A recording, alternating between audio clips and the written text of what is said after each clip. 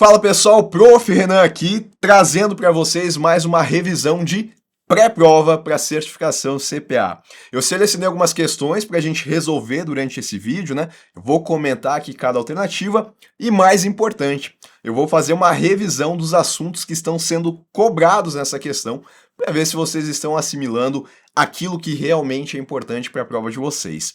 Então, colocando já a primeira questão aí na tela para vocês, ela diz o seguinte: Luiz abriu uma conta de depósito de caderneta de poupança como titular e aplicou R$ 1 milhão. Ele manteve os recursos investidos durante um mês. Esse é o nosso prazo.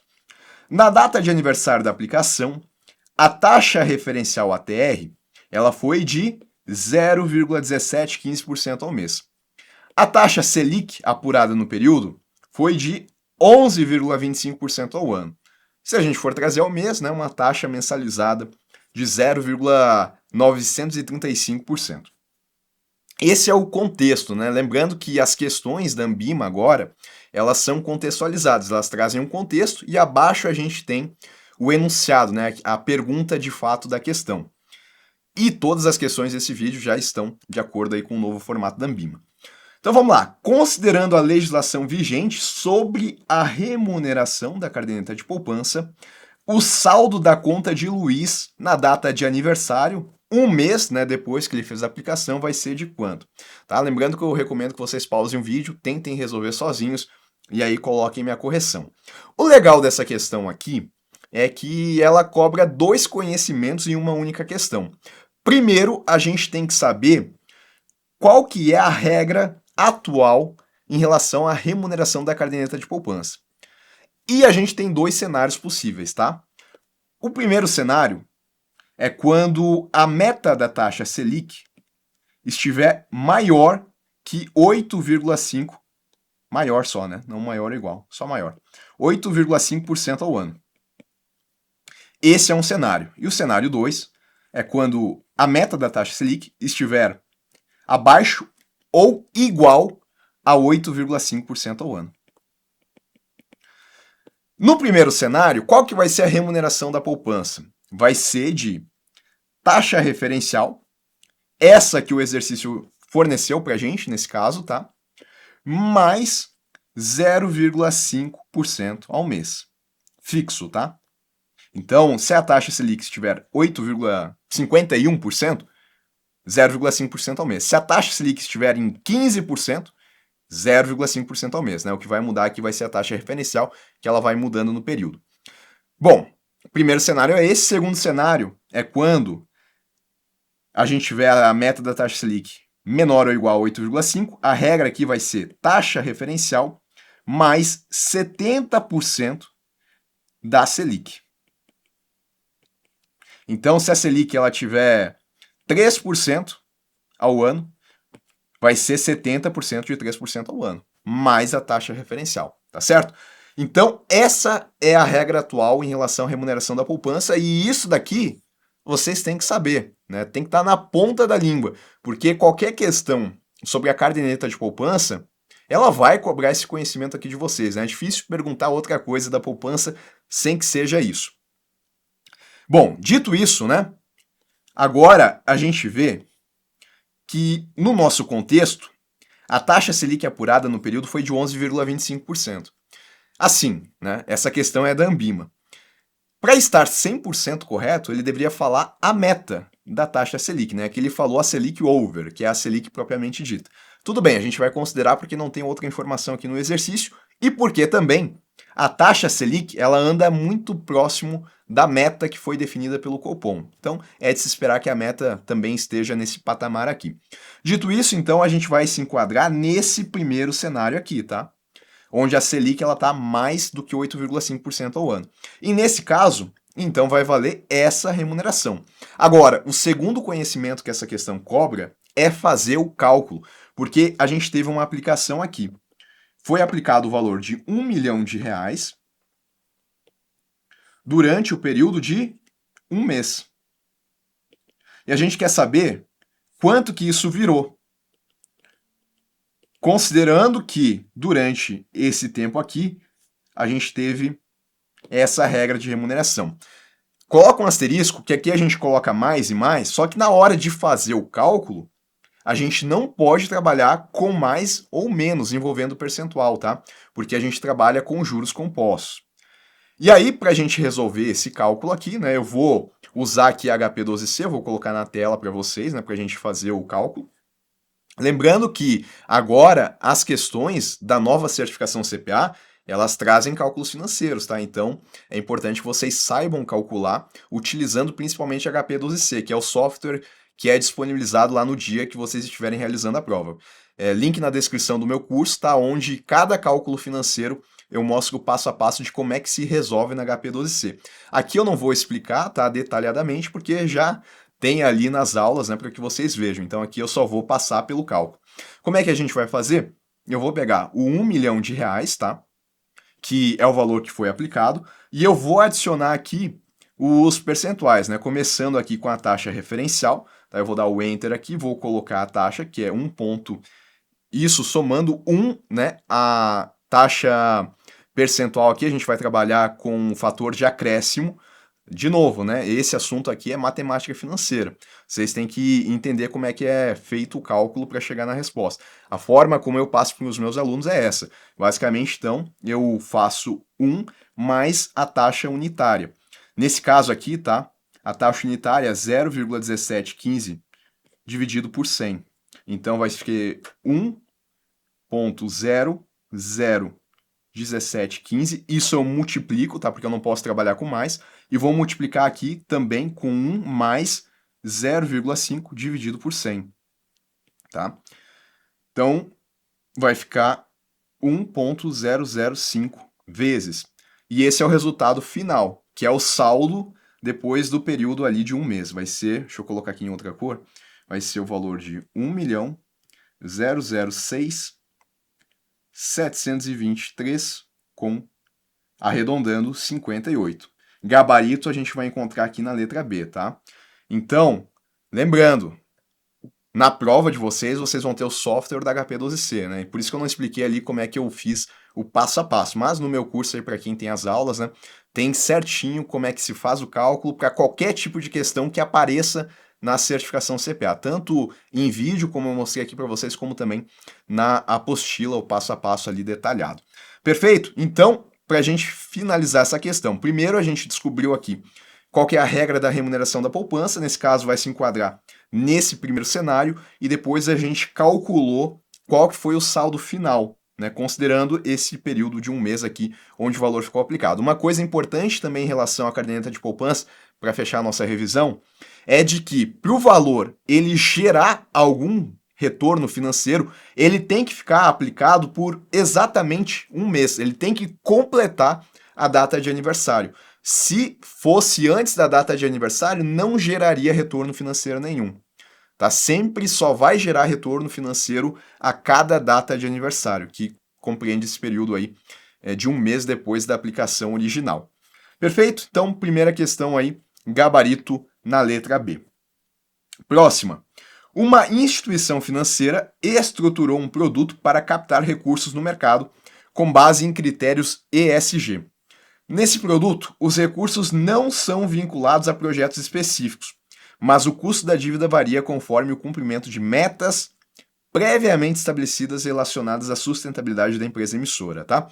Então aqui a gente tem o nosso contexto. Essa questão, ela trabalha o tema de ESG, ou se a gente for traduzir aqui, né, para o nosso país, o tema ASG, que são os aspectos ambientais, sociais e de governança, que é um tema aí que está aparecendo de uma forma recorrente nas provas novas, né, da certificação CPA. Então, tem que saber também.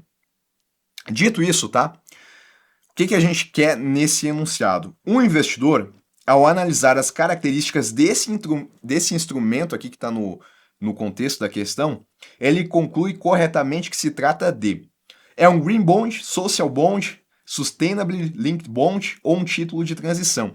Esses aqui são instrumentos financeiros de captação, tá, que podem ser utilizados por instituições financeiras e que atendem os critérios ASG. São esses que a gente tem que saber para a nossa prova da certificação CPA. Aí a gente tem que lembrar da característica de cada um, né, para ver se está dentro aqui do critério que foi estabelecido no contexto. O Green Bond, ele está relacionado, né, esse produto financeiro que é um Green Bond, o recurso que vai ser captado, ele vai ser utilizado para financiar energias renováveis, né, energia verde. E não é o caso aqui, porque não falou isso, né? Falou que não está vinculado a projetos específicos, então já não atende aqui ao Green Bond, né? Já que ele vai priorizar essa energia verde. O dinheiro que vai ser captado no Green Bond, que é um produto financeiro, ele vai ser destinado a essas energias renováveis. Então, dito isso, né, a gente pode descartar, porque ele não está vinculado a projeto específico. A mesma coisa vai acontecer com o Social Bond, tá? Porque o Social Bond, ele vai utilizar o recurso que foi captado para financiar projetos com impactos sociais, como educação, saúde, moradia, inclusão financeira, tá? Então, também não é o caso, né? Porque seria um projeto específico. Então a gente pode eliminar. Já o Sustainability Linked Bond, ele tem a característica, né, de que o custo financeiro ele está condicionado ao atingimento de metas ESG, né? Ele falou aqui o que o enunciado colocou. E realmente, tá? Esse tipo de título, ele não está vinculado a um projeto específico, mas ele tem metas que devem ser atingidas. Por isso que a gente vai marcar aqui a letra C, tá? Os títulos de transição climática, eles vão ser utilizados para o recurso ali, né? Os recursos vão ser utilizados para financiar operações, para adaptar operações, né? Para fazer a transição do carbono, por exemplo, para energias renováveis. E não é o caso, não é isso que a gente tem aqui no enunciado, tá? Então, por isso que a gente pode eliminar aqui a letra D e a gente vai ficar com a letra C, que é o gabarito.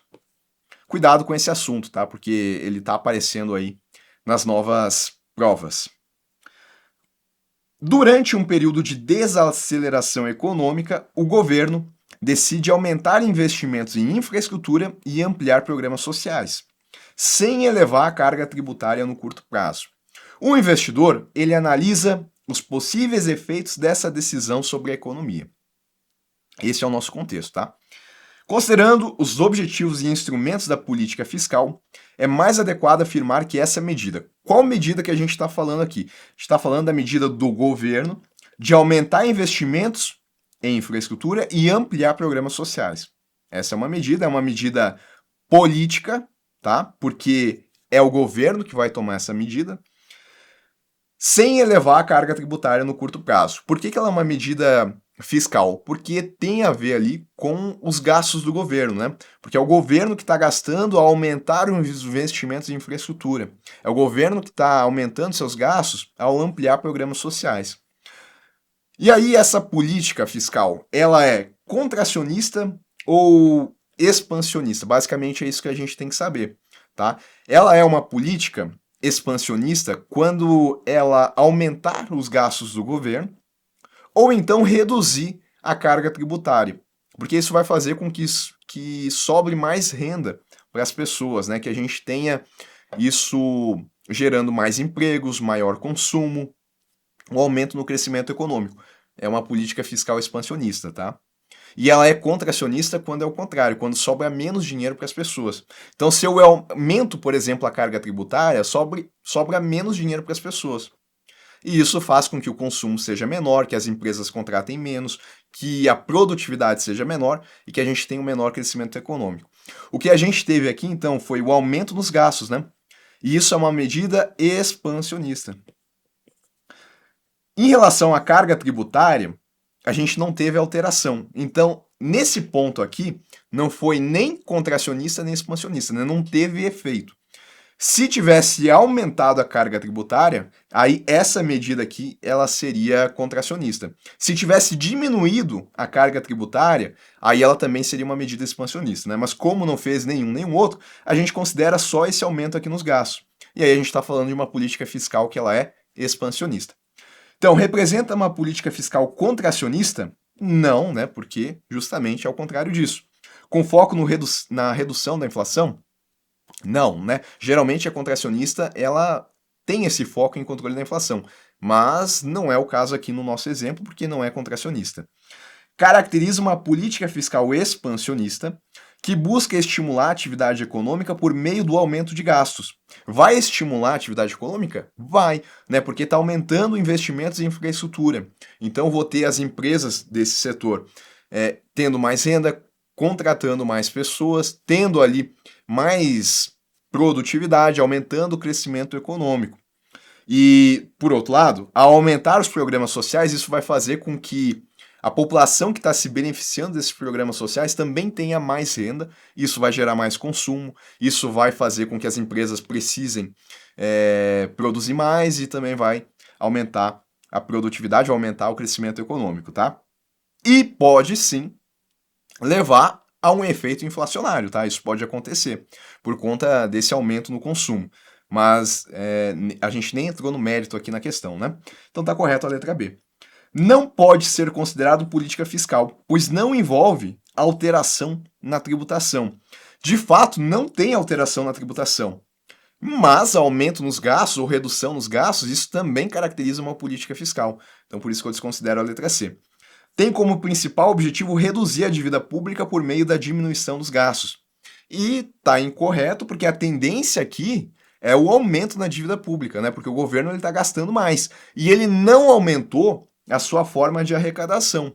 Como é que ele arrecada dinheiro? Né? Uma das maneiras é através da carga tributária. Então, se ele aumenta a carga tributária, até certo ponto, é de se esperar que ele aumente a arrecadação dele. Tem outras formas do governo arrecadar? Tem. Quando ele vende, por exemplo, um prédio que é dele, é uma forma, é uma receita ali de capital que ele vai ter. Mas aqui no enunciado a gente falou só, né, da carga tributária. E como não teve esse aumento na carga tributária e ele está gastando mais, então a gente pode entender aqui, né, que ele não arrecadou para esse gasto, então ele vai estar se financiando aqui através de outras formas, o que pode aumentar a dívida pública, tá? Por conta disso, né, letra B aqui o nosso gabarito. E aqui foi letra C, né? Eu tava achando que a gente tinha marcado todas letra B. Eu acho que foi a primeira, B, C, B. Próxima questão aqui. Um investidor analisa o crescimento das finanças descentralizadas. Outro tema atual, né, e que também está aparecendo aí nas provas da CPA. E observa que diversas operações financeiras estão sendo realizadas sem a participação de instituições tradicionais como bancos. A ideia, né, das finanças descentralizadas é justamente eliminar os intermediários financeiros e de não precisar também da autoridade monetária, no nosso caso aqui o Bacen, tá? Porque quando a gente tem essa dependência da autoridade monetária, dos reguladores, aí já é uma economia centralizada, é outra coisa, tá? Ao estudar o funcionamento dessas operações, ele identifica que determinadas transações são executadas automaticamente quando condições previamente definidas são atendidas. Então, tá, essa é a característica da operação. Considerando esse contexto, é correto afirmar que esse funcionamento ele decorre do quê? Então, só para a gente entender, né, o que está acontecendo aqui. Vamos pensar assim, que eu estou aqui e eu quero comprar a casa de uma pessoa, né, que está vendendo essa casa. No mundo real, né, no mundo normal, sem ser no meio digital, existe ali toda uma burocracia para que isso venha a acontecer, né? Então eu tenho que ter o dinheiro, eu tenho que ver se eu vou precisar fazer um financiamento, tem a parte de papelada, a documentação, tem que passar, transferir o nome, tem uma série de procedimentos que devem acontecer. Inclusive existem ali correspondentes imobiliários que vão ajudar nesse processo todo para que toda essa operação ela aconteça. Então é uma etapa burocrática e é assim que no mundo físico, né, no mundo normal, é assim que acontece. Mas aí vem as finanças descentralizadas com a ideia de agilizar as negociações que acontecem, não só nesse exemplo aqui que eu estou colocando, né, mas com produtos financeiros também. Aqui só para a gente entender. Então vamos pensar que essa negociação ela vai acontecer no meio digital através das finanças descentralizadas. Aí essa casa dessa pessoa, ela vai ser um ativo tokenizado, né? Eu vou ter um token no mundo digital que representa essa casa no mundo físico. Isso a gente tem que saber esse conceito, tá? Isso que eu falei de ter um token, a tokenização é um conceito que a gente tem que entender porque também está aparecendo aí no conteúdo programático da CPA. Bom, sendo um token digital, eu posso negociar isso nesse contexto de finança descentralizada. E aí, essa pessoa que está vendendo a casa, vamos colocar aqui que ela tem o registro da casa, né? E do outro lado aqui, para eu comprar essa casa, eu preciso do dinheiro. Eu vou colocar em reais, né? Mas poderia ser uma criptomoeda aqui que está sendo negociado. Só para a gente ter algo no exemplo, em valores em reais aqui, vamos colocar que o valor seja de 1 milhão também. Então, de um lado, eu tenho o dinheiro que é necessário para comprar essa casa. Do outro lado, a pessoa que está vendendo a casa, ela tem o ativo digital, ela tem a documentação dessa casa. Se isso for negociado no meio digital, através do que a gente chama de contrato inteligente, o contrato ele vai ficar verificando se cada uma das partes tem todos os critérios ali atendidos. Qual que é o principal critério do meu lado, né? O principal critério é eu ter o dinheiro. Então, o contrato inteligente, que vai formalizar essa relação, ele verifica. Ele tem o dinheiro? Não tem ainda. Então, não faz a operação. Aí depois ele olha, tem o dinheiro? Tem. Daí ele olha o outro lado. Tem a documentação? Tá tudo certinho? Tem também. Então atendeu a todos os critérios, o contrato automaticamente ele é executado e acontece a transferência. A casa vai para essa pessoa, né, o ativo digital que representa essa casa no mundo físico vai para essa pessoa aqui, para a carteira digital dela, e o dinheiro aqui vai chegar na carteira digital da outra pessoa, tá? Então esse funcionamento que eu coloquei aqui para vocês é um contrato inteligente, que ele fica verificando se as regras, se os critérios estão atendidos. Se os critérios estão atendidos, ele automaticamente ele executa o contrato e cada parte recebe aquilo que lhe convém na negociação que aconteceu, tá? Então é sobre isso que essa questão está falando. Então, vamos lá agora para as alternativas, né? Considerando esse contexto, é correto afirmar que esse funcionamento ele decorre da atuação de validadores centralizados, responsáveis por autorizar manualmente cada transação. Eu não tenho aqui validadores, né? É o próprio contrato que vai verificar isso de forma automática e não manual, né? Eu não tenho uma pessoa ali olhando, verificando. O contrato ele tem a inteligência necessária para fazer isso. E o contexto não é de centralização, né? O contexto é de descentralização. Da utilização de contratos inteligentes que executam automaticamente operações conforme regras programadas, né? Tendidos os critérios, então o contrato ele é executado. Da necessidade de intermediários financeiros que garantem a liquidação das operações. Uma das grandes vantagens é não precisar de intermediários financeiros, o que vai trazer agilidade a essa operação. Lembrando que eu coloquei o exemplo de uma casa aqui, mas poderia ser, por exemplo, uma ação de uma empresa, uma ação que está tokenizada, né, que existe ali no meio digital, e que vai ser negociada entre duas pessoas. Aí eu não vou precisar de todos aqueles intermediários que também são necessários, tá? Estou usando aqui alguns exemplos só para que a gente consiga visualizar como que é a ideia da finança descentralizada. Da intervenção de autoridades reguladoras que validam previamente cada operação realizada. E o ponto é, não precisa, né, na verdade, é dispensado as autoridades reguladoras, porque daí já foge do contexto de descentralização, já é um contexto de centralização, tá?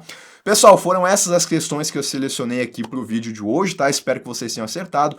Lembrando que na descrição, então, tem um link para o meu curso, que além, né, de pegar a parte ali de operações matemáticas, tem todo o conteúdo programático de acordo com essa nova certificação CPA, né? Tá totalmente alinhado. São mais de 1000 questões comentadas, tem videoaulas, apostilas, materiais de resumos direcionados para revisão.